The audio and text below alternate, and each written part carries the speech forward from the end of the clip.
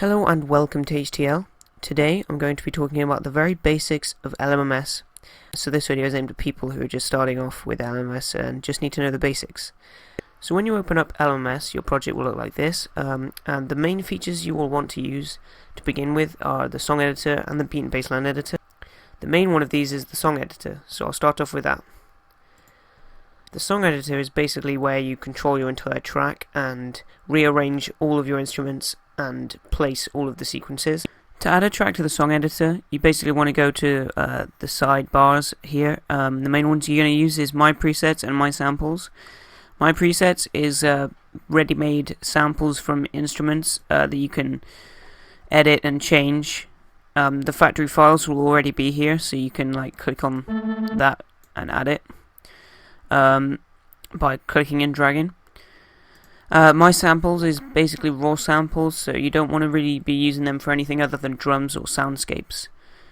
The other tracks you can add are the beat and bassline tracks, sample tracks, and automation tracks, but you won't need to use the last two for the moment. So that brings us to the beat and bassline editor. To create a sequence in the beat and bassline editor, you can simply open it up, which is here. And to add something to the beat and bassline editor, you either can go into here and click and drag, or you can just double click a sample. So I'll just get a bass drum sample here, and I'll get a snare sample, and I'll get a hat sample. Basically, you want to use these for beats and bass lines mainly, as the name suggests. And to create a beat, it's really simple. It's just you click in the bars and they place the samples. And I'll just create a very, very simple beat.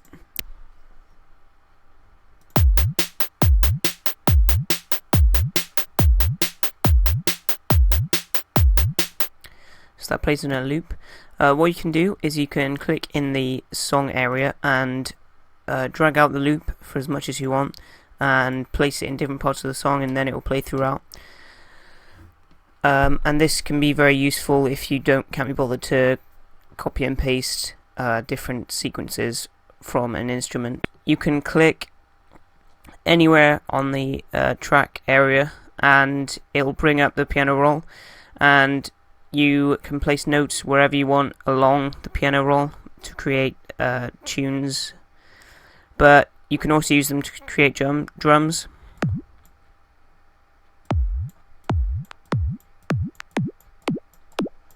So as you can see, lots of different pitches. To select different notes, you can hold down Control and drag, or you can click the select tool here. You can also erase by right clicking, or you can click on erase mode. I'll demonstrate, instead of on a drum track, I'll demonstrate with the instrument track that I added earlier.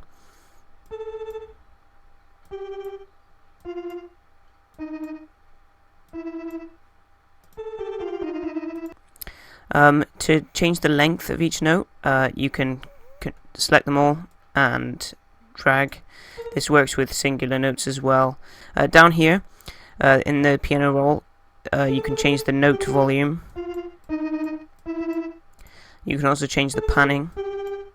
That's where it is in the headphones, so it goes left, right, wherever, like that. And there are lots of different presets you can have up here, like the quantize, which you can mess around with if you want to have an extremely fast tune. Like for 64, they move along inside the different squares, but 1 out of 16 is what you'll start off with. You can change the scale and chord, but they're not particularly useful in my opinion. And also on some instruments, they support pitch bending and pitch modulation. So you can click on the detune mode and then click on the note, and you can make it slide or detune, and just so I could put it going down there, put it on 24, which is they go down in steps of 12s per octave. So that can sound pretty cool, but you'll probably won't use that to start off with again.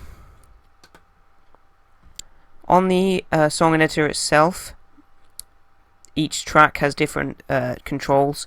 The panning, you can change the overall panning of a track. You can change the volume, the overall volume of a track. You can make the note sound by just clicking on that. You can also solo and mute. That's solo. And you can mess around with that, soloing a few tracks and stuff. And you can also clone tracks and delete tracks. Now, in the middle, each different track has a separate controls when you click on the middle.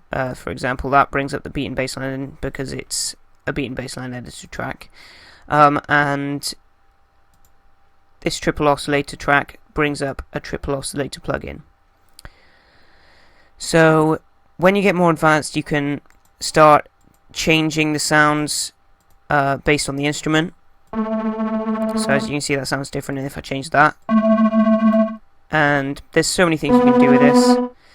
It changes so much. And on every track, every instrument track, there's a sample track and instrument track. There is an envelope/LFO area.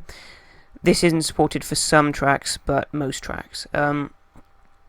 And in here, you can change the attack, hold, decay, sustain, release, and delay on each aspect of it, like cutoff, reso, and volume. The volume controls obviously the volume. The cutoff controls the filter down here. If you don't have the filter on, this won't affect anything. So if I turn that on, see there's a bit more of an attack. You can turn the attack up, and if you turn the filter to be more effective, it changes it more. On the volume, you can make it so it fades in like that. But once again, you probably won't use this to start off with. At the top of each track, there is the volume and the panning, but there is also pitch. You can change the pitch. If it's slightly off, then you can change it between each semitone. The range, I don't know what that is, and the FX channels. This is very useful because you can connect multiple tracks to one channel to add effects to all of them. So if I add that to FX1, like that, and now it's connected to this channel, and I can change the volume overall for them. And if I add another track to it, then I can control the volume of both of the tracks and add effects for both of the tracks. Once again, effects probably won't use to start off with, so let's make a very, very simple tune and track. So I'll put out the beat there, and I will create some little tunes.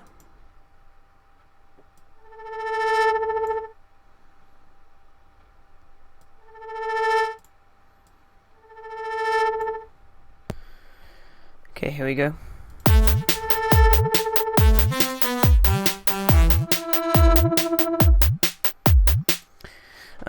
And that is a very, very, very basic tune that doesn't sound particularly brilliant, but when you can hear from that when you get the layers built up, they will start sounding great. And hopefully this skips quite a few steps in learning how to use LMMS for you. I think that's about it for learning the basics. You can figure out quite a lot of the rest, like all of the tools up here. And that's about it for this video. So I think I will end it off here. I hope this helped you, and if it didn't, then comment on how I can make it better.